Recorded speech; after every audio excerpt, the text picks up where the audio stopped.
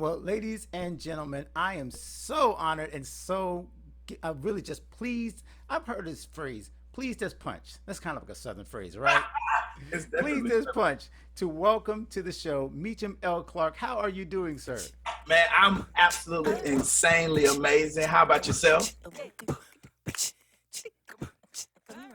I'm doing amazing too because it's just a vibe immediately when I get to another talk to another creative, especially Yeah, somebody who has been around, seen it all, done it all, from the ministry to the music to now the authoring, if yeah, that's a word. yeah. Let's make it.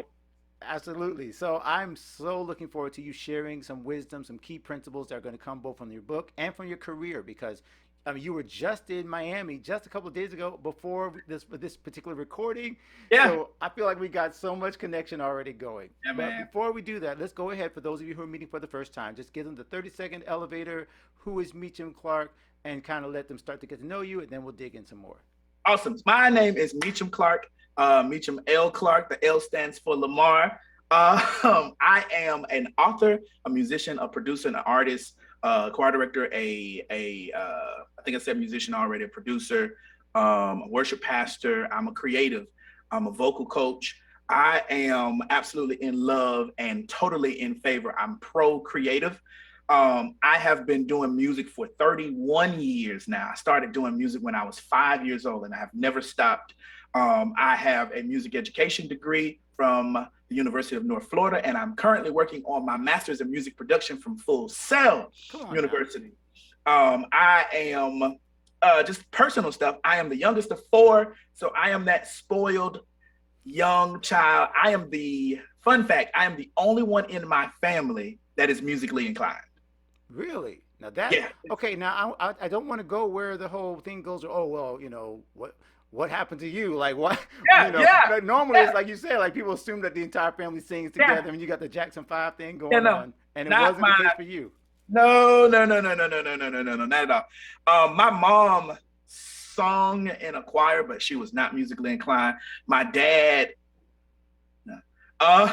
My siblings, absolutely not. They like to make noise, but no one is musically inclined. We were all on our business, administrative, community, outreach, sports track, and I was the one who did all of that and was like, yeah, but this music thing, I want to do that. Which is weird because they all support it.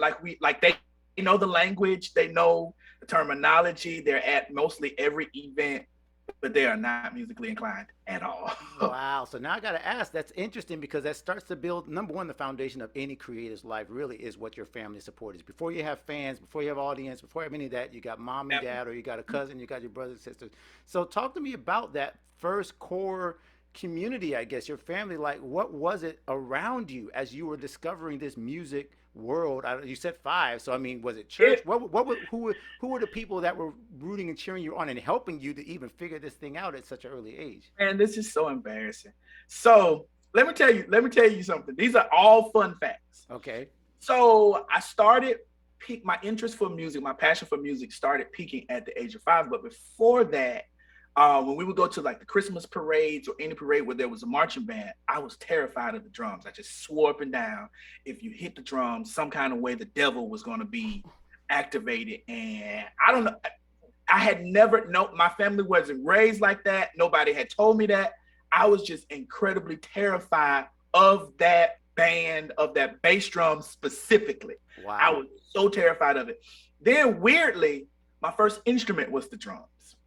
Wait, that now that's a turnaround. Really quick too. So what I would do as a young child is I would go outside in those 5 gallon buckets that my dad would have. I would put it and position it as a bass drum. And then I would find some toys and I would find things that looked like cymbals and looked like snares and hi-hats and toms. And I would get literally sticks, not drumsticks, like sticks from off a tree. Yeah. And I would build a drum set and I would play until I figured it out. I would just play, I would play so much, so bad to the neighbor that was next, Miss Camilla. Her husband's name was Roy, and he drove trucks. She would pay me to stop playing.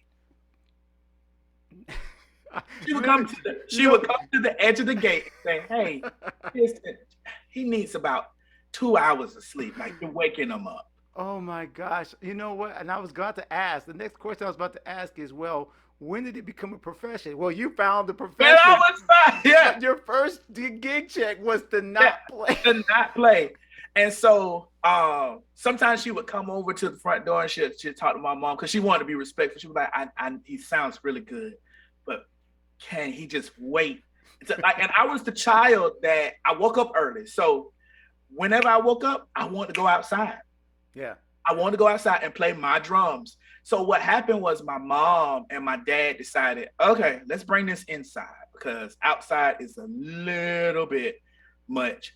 And they brought me a snare drum. They brought me a snare drum for Christmas. Now, I will admit, I was a very bad child. Like, I had great grades, but my behavior was horrible. Again, I'm the youngest of four. So Yeah. I'm that spoiled, mouthy, ready to fight kid that's just going to do the opposite of what you tell me to not do. So they brought me a snare. So the agreement was this.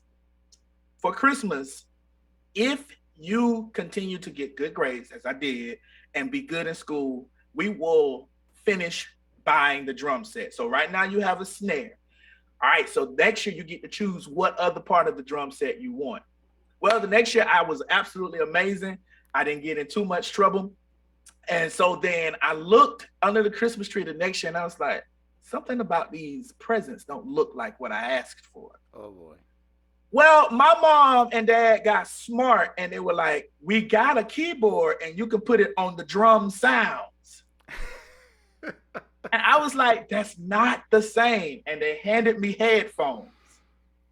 So growing up, it would be 6 o'clock. My mom specifically, my dad didn't really care. He was all for it. My mom would literally come in my, because as soon as I woke up, music was what I was doing. Yeah. And of course, my volume was a problem. So my mom would wake up at 7 or 8 and I'm in there just practicing and playing. And she would take my keyboard and she would put it in her room and be like, no, we have to have not until 10 o'clock.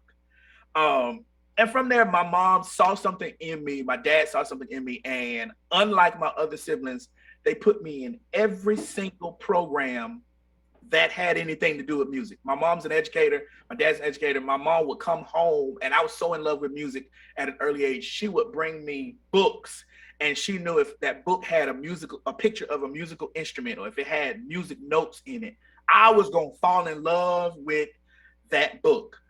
So much to the point where I taught myself the basics of theory just by putting it together.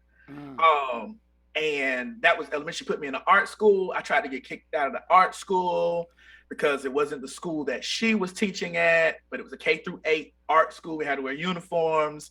My major was of course music and band.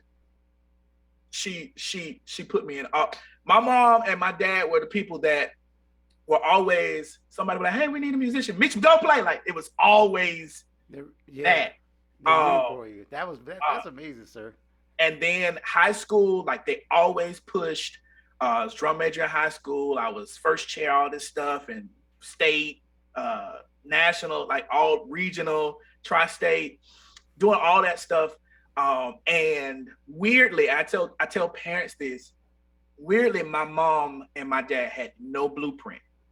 There's nobody in my family, immediate or distant, that had any career or any expertise in music. All they did was just push me to the furthest point possible. Any school, any training, any camp, any program that they thought had music, they put me in it.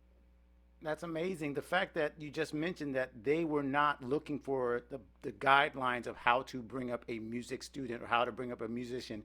But the thing I did catch on to, you mentioned they were educators, and the key is they knew what excellence looked like. They knew how to make somebody. I mean, I'm thinking about all the movies on the King Richards and the the Richard Williams and all the other people, the Tiger Woods, where they say, hey, this person was not, Richard Williams was not a tennis player. Earl Woods was not necessarily the best golfer. So you don't have to be the best to teach someone how to be the best at something. You just have to know that you have to inspire and encourage them. Let me share this. It's so embarrassing. I love it, but it's so embarrassing. So I used to play drums for my church. Yeah. At that age, and two things. I was on. this was back in the day where playing young wasn't popular. So I could only play either when the drummer had gotten caught up in the spirit and she had like kind of shouted her way off the drums, and I would have to kind of swoop in and play the praise breaks, or for offering or after church. I don't play them. Whenever I was allowed to play or was given the opportunity to play a full song, I had to look at my mother to get the go ahead to do a field. Whoa. And I don't know to this day how she, like, I don't know. Like, it could be during the song, and I had one eye on the director and the musician, and I had one eye on my mother. And when I was ready to do something, my mom would do like this, and I would do it. And I would wait for her approval, and she'd be like, yes. I remember I was getting older, and I was like, we got to break this. Like, I'm the drummer. She's not the drummer. And I think I was probably 7 or 8, and it was offering time. And, you know, you're a little more lax during playing during that time. Right. So I remember she turned around to talk to someone behind her, and I went for what I knew. And it was horrible. She looked around like, no. And it was so, like, my mom, her and my dad were those embarrassing parents at the concerts. Whenever their child had the solo, I could always pinpoint they're going to be the loudest, and they're going to be the one standing up and cheering. And they've been like that. They're literally like that to this day. That's I'm 36 years old. Oh God, it's so beautiful. But again, it's the key things that I keep catching on to is, number one, the support. Number two, they did not have to be musicians to know what good music and good character and excellence was like. So you had that foundation. Now I got to ask, going into, you mentioned church. And of course, now, you know, becoming an artist is a whole different thing than being a church musician. And, you know, you've experienced that, sure. So I've got to start to ask you about when the business part, when did the industry, the gospel, you wanted to have your own thing, right? Your own thing. When did that enter the picture, and what was that like? What was that learning curve? So college is where I got a glimpse of the greatness of the industry. From the perspective of great music, great recordings, and the aspirations to even be interested in the artistry. Yeah. When I turned 21, it was there, but it was so far-fetched. Like, I never dreamed that it would actually happen. I was still a lot more involved in church and just kind of a community music scene. I didn't even know that I was, quote unquote, good enough for industry. It was always something I aspired to. Okay. I did my first record, but I did my first record in 2013, and I really wasn't trying to do the industry thing. I just wanted to have my own. I just wanted to document my own sound, and it just took off from there, and things changed, things turned, things evolved. My second project in 2016-17 was when I was like, oh, this is business. And about a month or two after the release, I think we came in, we stayed top 5 billboards for like maybe a month or so. About a month or two after that, I was like, oh no, I'm not interested. Because there's many people, it's not as simple as you make it. It can be, but I was not aware that not only is it business, but it's business. Yeah. And you have to be studied, you have to be well versed, you have to be very vocal, you have to be very honest about what it is you want. And that was for me a little bit of a struggle, because I had been church for so long. Right. I had been ministry for so long, and I had been taught, it had been insinuated that ministry and industry were arch enemies. So there was a barrier between. Now, here's the weird thing. I'm a very administrative, I'm a very business-oriented, organized person, just across the board. Okay. And for a while, I didn't make that connection. And it wasn't until I was like, oh, the industry is not as demonic as I was told. Like, it's just business. Like, yeah. And then from there, that's when my confidence and my I got a few more laps around the track with the business side, and it became easier. So that's just kind of how the journey, that transition or that evolution came about with industry. Yeah, and now that I wonder what was, because you already mentioned now that you were serving at that time that you were also starting into the industry side. Were you already serving, or were you as minister of music, or I where was how are you balancing? Basically, the question I'm asking is like, how is the balance? Because now you've got, like you said, ministry responsibilities. I don't know if you had a family at this point, and then you got this industry thing. So now all these things are probably coming at you at once. So how did you?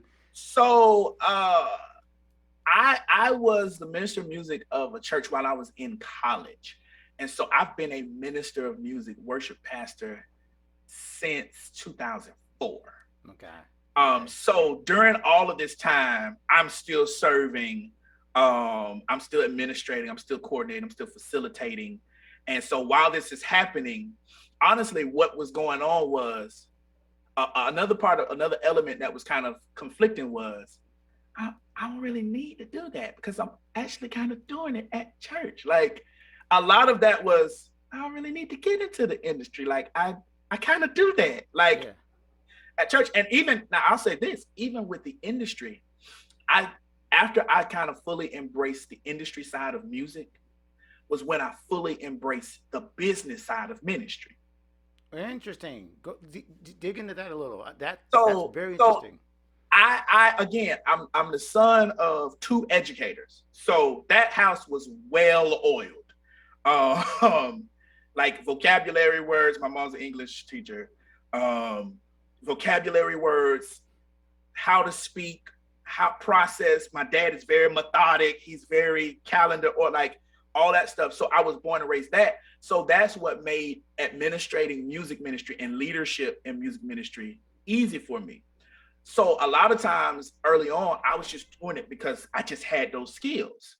Um, but the amazing thing is when I got into industry, what I started discovering was, oh, this is not really different from managing church or managing ministry. So you Got have it. budgets, you have different campaigns, you have different recruitment, you have training, you have uh, showcases, if you will. You have different elements of ministry that's more than just okay, pray and sing and then shout. No, you have to plan like just the way I would take a year to plan the release of an album. I mean, I got a plan for the next year for the music ministry. There's Easter, there's New Year's, there's New Year's Eve, there's Pentecost, there's Christmas, there's all that stuff. It was just literally a transfer learning, and it just like an aha moment. That was like, oh, so this is actually kind of the same. Now, what's really cool about this is that it really does kind of open up a lot of creators that are listening to us right now to the idea that discipline and organization is not anti-creative. At least that's what I think I'm hearing from you, because I know a lot of, yes, like a lot of us. Okay, well, okay, I'm going to go churchy here. A lot of us like to blame stuff on the Holy Spirit, right? I got caught up. I Yeah, have to write. The Holy Spirit yeah, breathed on me. This is yeah, this song, this riff that we never practiced. This is yeah. just God, as I if gotta, I gotta have the right to flow. I gotta the be able flow. to Yes, flow. yes, If I that wonderful practice, flow this that never is has. not. Bro, I used to tell as a minister of music in 2004, 2005. I used to tell my team because I used to have directors in the music ministry that we would practice. Of course, you send the songs to practice. You know, get in practice, you practice whatever, and then on Sunday morning they'd be like, I feel God saying this, and I'd be like, no, I mean, I gotta follow the leading of the Holy Spirit. And then I would say to them, I didn't know the weight of it then, but I would say, well, you need to pray before rehearsal. Like you pray, speed up or rewind or backdate your prayer and your preparation so that whatever you're getting from God can actually happen before rehearsal. So that when Sunday comes, because like you say, a lot of creatives, they detest organization, discipline, consistency, Yeah. administration as if it is the villain to creativity. It's not. Yeah, It, it's actually the benefit. I mean, there's such an organization. Number one, to God. I mean, I'm trying not to go preach. I mean, we can go like we're we can go here. right. I'm gonna go here and I'm gonna stop. I'm gonna talk about the book. But if God planned in 6 days everything we would need for eternity in terms of the world, right? The universe, everything, 6 days. He didn't go he didn't go trees first. He went water, Yeah, land. Like he didn't go birds first. He didn't just say, you know what, birds are pretty. Let's just go there yeah, first. If yeah, God is a God of order, so should be the creator, the creator. yeah. We're little We're the creatives. offspring of the creator. Why are we not methodic? Why are we not organized? Yeah, well, okay, we're going to try to help some people with with this interview that are listening. So now your book is called "Got Talent: Key Principles." Key Yeah. principles for. Let me. I want to get the whole title in because it's a great title and it just reads itself. Got Talent: Key Principles for Mastering Your Gifts, Maintaining Your Excellence, and Maximizing Your Creative Genius. So that's why I want to segue right away because we're Okay. talking about that now, these principles that creators should be following. So number one, you named it Got Talent. So that's the first question to you is, okay, so when you wrote this book, who basically, I'm saying wrong English, who got talent? Who is this for? The people that should be So reading this or looking for this. this book is for every type of creative. I have to clarify and I have to correct people a lot of time. This book is not for musicians and singers only. This book is for singers, writers, producers, authors, athletes, marketing, graphic designers, anyone who creates anything. So if you create recipes, if you create food, this book, the principles, I took the time to make them extremely big so that they're not, hey, this is how you have rehearsal. Yeah. They're impactful because the other part that this is going to be very tough to say and it's going to trigger a whole lot. The other thing that I realize is that many creatives are not one dimensional. They have about 4 or 5 peripheral creativity gifts. Absolutely. So the musician is probably a good chef, or they have other things that kind of make up their creative DNA. They're not just a one dimensional, all I do is play an instrument or all I do is write. You have other things that support and undergird that gift. So this is who that book is for. It's for every single creative. It's for the young, the old. It's for the ones that are looking for answers and the one who's trying to refresh. It's for those who've been in the industry and the career for over 20 years and those who are looking to get on board. Got it. So yeah, I love that, and that happened to God in gigs. I always try not to like do the whole look at my book too, but I had the exact same issue with writing about church musicians who gig, and then halfway through my process, I'm like, wait a minute, like this is not just church musicians that gig. This is for anyone that has a gig. The principles apply across the board, and I Yeah, love the fact you mentioned the there's so many different phrases for multi passionate, yeah, the integrated creatives, where it's like you do so many things and you can't just pigeonhole yourself into a box. correct, And correct. I love that you opened that up. And so let me ask you, what problem did you see or what issue that really like you saw and then you said, okay, there has to be a book for this? Like what was the thing that you realized that could only be solved by writing a book like this? There were 3 problems. Now, let me share this fun fact. The original title of my book was going to be Burdened by My Gift. Okay, that must be segue to, I mean, what's called a sequel, It, because it may be. I don't know. But so one of the things that one of the questions or one of the chaoses that was really convicting me was a lot of creatives are amazing, but they're careless. mm, So I wanted to encourage and ignite people to be a lot more intentional with their creativity and overall the life of a creative. The second thing was I get a lot of questions of people who are creative and they have the burden and they have the passion of being creative, but they just don't know where. No one has really ignited them or just shocked them to say, okay, go this way. So they're kind of sitting on a ledge waiting on somebody to say, okay, just tell me which way to go and I'll go that way, I promise. So that was the second thing. The third thing is I really wanted to, I feel like creatives, and this is something I struggle with. I feel like creatives are, they're locked. I wanted to unlock creatives. I wanted to unleash, I wanted to propel, I wanted to thrust, I wanted to shove creatives because I Mm. feel like a lot of creatives play it. One of my biggest thing, and this young lady by the name of Kendra Cash, she said it to me. This was during the time of the Obama administration. So around this time, racism is going haywire. And she said to me, she said, "You're responsible for this." And I was like, "Huh? How am I responsible? I'm not nowhere near racist." She said, "When you think about Marvin Gaye, when you think about Aretha, when you think about a lot of the pioneers in the civil rights, and you think about that music movement, all of them had a song that that curated peace." She Mm. said, "It is the creative's job. This nation can be healed by creatives. If we wrote better songs, if we produced better, like if we created more content that produced peace."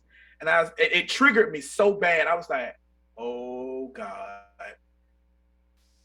And so I wholeheartedly believe that the cure to this world's chaos is it lies in the hand or in the mind or in the heart of a creative. Wow, man! Now you just opened my eyes to. I remember, of course, we all remember the what's going on. Actually, I actually have a story behind what's going on. I remember because I was looking up for the quote, and I was going to talk about Marvin Gaye at a certain point, and they didn't want him to release that song.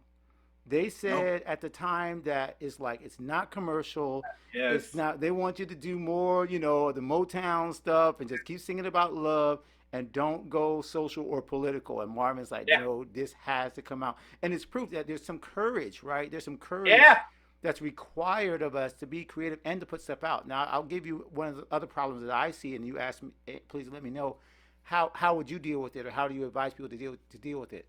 The fear and the worry, number one, what's going to come back at me, and number Mm-hmm. two, that everybody else is already doing it. Mm-hmm. It's saturated. Everyone's already writing a song. Everybody's already got a YouTube channel. Everybody's got a million TikToks, and I'm not Yeah. big, and I won't have any impact Yeah. because I'm not where Meachum is. I'm not. I haven't been there. And so, what would you say to the person that says, "Well, maybe they believe you"? Yeah, I have something God put on the inside of me. I should be stepping out, but Yeah. they always have the but. So, what do you say to those people that do feel it, but they're stuck?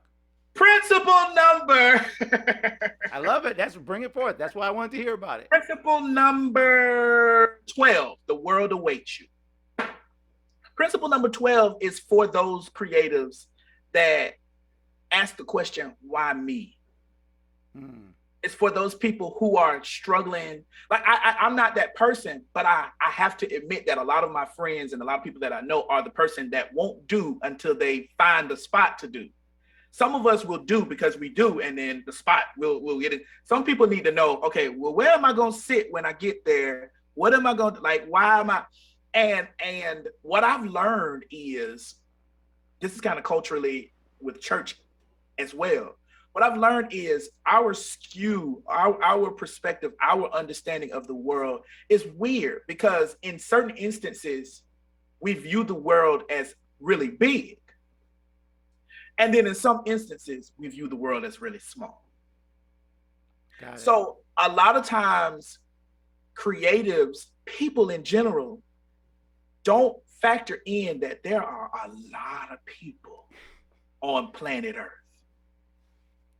And yes, Alan, he has 100 people that are following him, but that's not the only 100 people. On in school, they would have, and it's coming soon. They would have a textbook and a workbook. Yep. And I think sometimes in life we have to just kind of we have to accept that there are different. I can like chicken from Popeyes and from KFC and from churches and from my mom's house at the same time. I don't have to choose just one. Wow. See that? I hope people are listening. Please break that down a little more in terms of the audiences and our. Some people call them. They're not cliques, right? They're not, but they're your tribe, right? Yeah. So you can be what I actually we had gotten to one of my friends, a writer that we had on last year, Yoshiko. We talked about being multi-tribal. Yeah, Like, you can do that. And like, okay, for instance, you find, let's use him. Kanye West. okay, here we go. I'm ready.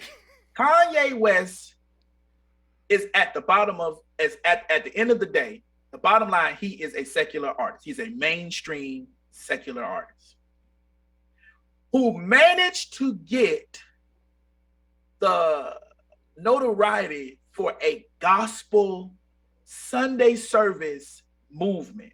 Yep.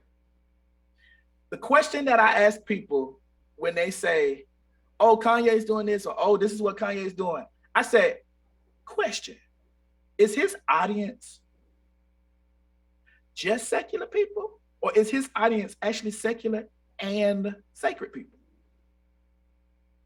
And that is an example that I think, like, people can be multi.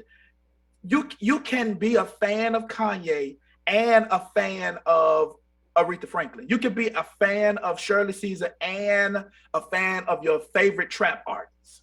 Because of that, you gotta unlock these preconceived notions and these cookie cutter understandings of, oh well, I don't have, well, nobody's listening, or it's been done before. It has not been done by you before. Say that Your again. Yeah. uniqueness is, and I say this a lot of times, I talk about superpowers. Right. Your uniqueness is your superpower. So, yes, it may have been done before. Yes, the concept may have been visited before, but it's not been done by you. And there's a tribe that may get it when you do it that didn't get it when someone else did it. Exactly, man. I thank you so much for you just set some people free because I think of the idea behind even when Jesus was like running around with his disciples, right? And his disciples are like, "Hey, those people over there, they're Yeah, not." And he's like, "I have sheep that you don't even know about. Your yeah, voice, your character, your story, really, which I believe you're saying. I'll say it in my way. Everyone's story is unique and someone's going to gravitate to your story is absolutely your story. And so the way that I say it, even in terms of this very interaction, sir, two books, two platforms, both of us yeah, reaching creatives, and Lord yeah, knows that I need you to tell yeah. your story the way you're telling it because I Absolutely. cannot tell them the way that Meachum tells it, and, Likewise, and and they'll man. be blessed. So Yeah, this is amazing. So I love that you went straight to a principle, and I love the fact that you said key principles because both in the ministry that I'm a part of and just my life in general. I love the idea of principles over this idea of either power, or you put any other word, or talent or whatever. The principles and the character is what actually yeah, drive us to be able to stay yeah. successful and sustain it. So tell me just a little real quick. I know you mentioned just one out of the I think you said 52 principles in this book. 56. 56. Oh, goodness. All right. So tell me just why you wanted to frame it in that way. Why did you organize the book in this way, naming these things Wow. principles? So at the book release, someone asked the same question. They said, "Why did you choose principles instead of chapters?" Yeah. I chose principles because this is I have okay. So my favorite book of all times is this book, Hmm. I'm gonna put it right and now. Okay, I bought for those who did, can you read it? Because for those who are listening. credibility: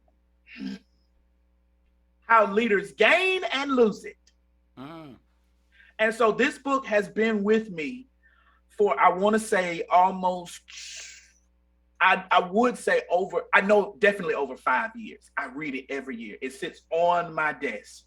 I will pick up and review. And what I've learned is, as creatives, we need scaffolding to our awesomeness. And so we need those principles. We need those, if you would, bylaws. We need those rules and regulations that are not confining, that are not restricting, but we need some things that kind of help us gauge and govern how amazing we are, how to maintain it, how to master it. So I wanted to use principles so that you can take the principle, you can add your own sauce to it, you can take away a little bit, but you have a starting point that is foundation. Love it. No, that's exactly the way I feel about my life. And I didn't know I was setting up principles. I didn't know my dad, like you just mentioned, your dad and your mom, they set up the principles and foundation not based on this is the chord you should play, Right. this is the hype song, this is the hook that'll get you. That had nothing to do with it. It had everything to do with your life, and it clearly it's like you mentioned in that's where you gravitate to a book like that I'm definitely going to put on my list as well. Right. That it's all about having something that backs up your creative gift, that Yeah. backs up. And we've seen so many stories, Meachum. I know you know this, whether it be gospel, secular, mainstream, whatever you want to call it. The artists that we see maintain and stay are the ones that don't have those blowouts, the crashes, the burns, Yeah. Yeah. because whatever it was in their pride or their the fame Yeah. or whatever, they got off the scaffolding. The foundation fell through. They didn't Yeah. have a foundation in the first place, and so that really to me is I feel like that's the passion that you don't want to see that happen to other creatives. Yeah. That is definitely, man. I know what it's like. Like I know what it's like to be a lost creative. Mm, I know what it's like to be an unemployed creative. I know what it's like to be a frustrated creative. I know what it's like to be a excited creative.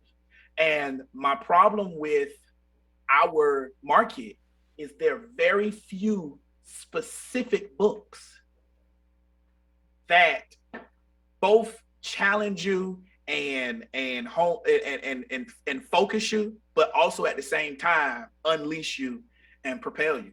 And that's the heart of my passion. My passion is creatives, not just your gift, your skill, but your mindset as well. I love it, and I thank you so much for stepping forward because you had to take a risk. You had to say, okay, I'm going to step in that. And I've self-published now twice, 3 times. I know it's not a fun thing. The work you had to do, the things Yeah. the business of being an author, man. You thought business of music was tough. Getting Oh my God. that, so you're learning all over again, and you're willing to And this take a is risk. my first one, so you already know this was unnerving because I've never written a book, and I was like, if a song I can do that. I kind of know how that goes, but I was like, oh, what if this word doesn't make sense? What if this is misspelled? What if they read? Oh my God, they're gonna think I can't read. Oh my God, like it was just so much. But you're right. I wish I could say right now that I could look back at this at my first one and not still find typos and want to just throw the whole thing away. Like, but you know what it is, and this is a great way to kind of like segue to where I want you to leave some parting words for some creatives who are still feeling before they write the book, before they read the book, they're still feeling stuck. They're still feeling like, okay, this is all well and good. I love all this feeling and this inspiration, but I got to go back to church in the morning. I'm going to feel like I have no place to go. I have no creative tribe. I have nobody cheering me on like you had your folks cheering you on. So that we want to leave some parting words to encourage them. But I want to say real quick that the releasing of something, right? Yeah, Not waiting till it's perfect. You kind of mentioned that, like people that wanted to know exactly what it is.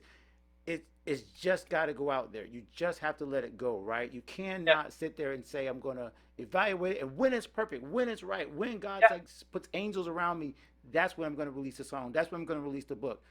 There's always a time where you just have to step out in faith and just yeah. let it out into the world. So yeah, I so it took me a month to write this. It took me 2 years to release it. Ooh, oh wow. Man, I know so much exactly what I know so much what you do, It what you took dealt a with. month to write. It took 2 years to release.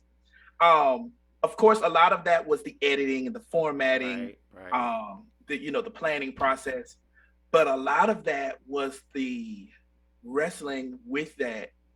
What time, when, how, and that's if you're waiting to their perfect conditions.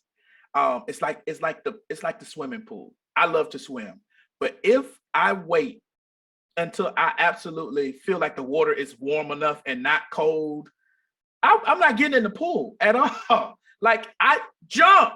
I promise you, once you jump in, the water is gonna shock you at first. It's gonna be wet. It's gonna be cold, of course. But as you stay in there and as you get in there, your body acclimate to it, and then you'll be fine. Yeah, yeah. And the worst that could happen for most times in creative, the worst that could happen is the same thing that's already happened, which is nothing.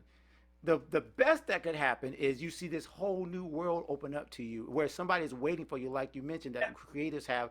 We have God's spirit on the inside, especially in those of us in the community of faith, yeah, that we could be impacting other people and someone's waiting on us to Yeah. move forward. I love this. So I want to ask you to kind of close this out with some encouragement, as I mentioned, to the person who maybe was at a frustrated place, maybe where you were dealing with wherever that low point was in your life, where you were like, wow, like this is harder. Like when you mentioned about realize that, oh, this is a business, Yeah. Yeah. like the person that was right at that moment. What would you say to that person who is right at that crossroads? They're right at the crossroads of industry, ministry. Do I go for it? Do I don't? Do I go for it? Does God going to bless this? Like, what would you say to the person who was at the same place that you were back then? I would say to that person, I would say to, if you're struggling with what steps next, if you're struggling with the frustration, if you're fatigued, if you don't know how, I would say rest in the fact that you're needed. You are needed. I go back to Genesis. Go back to Genesis. When God created the earth, where in the Bible does it say, like, why did God create the earth? Why did God create man? Why? We humans possess, especially creatives, we possess those remnants of God that if we don't dispense it, we hinder the next generation. Wow. So I will say that's a tough thing to say. But it helps. I think it'll help the creators that are frustrated kind of get beyond the frustration. Fall in love with the need that the world has for your gift. And it'll help you reposition the why and the where and the when. If you fully believe that there are people that need your songs, that need your sound, that need your artwork, that need your approach to thrive, I am a byproduct of someone saying, yes, I will share my gift with the world. Wow. I learned to read. I learned to write from teachers who said, yes, I will share my gift with the world. And find purpose and find value there. My suggestion is, I don't say get over yourself because that kind of seems a little insensitive, but my suggestion is always think of the bigger picture. Think of who you are. Um, think of who you are holding back because you are stuck or because you are focused more on your frustration. And the ultimate thing is when you let go of your frustration and you become more active, you'll impact the world, but then the world will impact you. Wow. Okay. We're just gonna bookend that entire thing as a master class right there, sir. That was unbelievable. I know someone's just gonna walk away right now, and hopefully they'll rewind that and listen to that a couple more times to really feel and understand what the blessing that you just put on them to go forward, to not get stuck in that fear, and that somebody is waiting for them. God has put something on the inside of them to bless Yeah. someone else, and yeah, like you said, those who refresh will be refreshed. Like that's a Yeah. biblical principle, never goes wrong when we operate like that. Sir, please tell them, Meachum, how they can, number one, follow you, and number two, how they can find this book. So you can follow me and find me on all social media. It is Meachum L. Clarke or Meachum Lamar Clarke. I'm probably the only Meachum if you type in Meachum and my last name with the E. I promise you, you'll come Unique. We right. talked about this. Unique. You will come right to me. You go, that's on Instagram, that's on Facebook, that's on Twitter, as well. My website, meachumclarke.com. You can, if you would like this book, you can go, it's on Amazon on Kindle. You will be able to get that book, and by the time you're watching this, by the time you're viewing this, it will be available. Hardback and soft copy will be available on Amazon. If you want it directly hot off the press from me, you go to www.meachumclarke.com, or you can text the word "got talent," that's GOTTALENT, to the number 70000. A link will come zoom into your phone directly to you, so you ain't got to type it in, no whatever. It'll come right to you, and all you got to do is press click on that, and it'll have all the information that can get the book right to your address. talk about marketing business and going forward, sir. I need to learn from you. I got to go to that school and see how I can get myself linked up for the next one. But sir, you've really blessed me. I've been so inspired. I'm so glad we made this connection. Yes, God and sir. Gigs, honestly, again, exist because of people like you, because we are in the same business of inspiring creatives. So I appreciate the time. I appreciate your wisdom. I appreciate everything you're sharing. And we got to make this happen again. So until then, I hope Yes, you are sir. going to have a wonderful day, sir. Yes, sir. You too.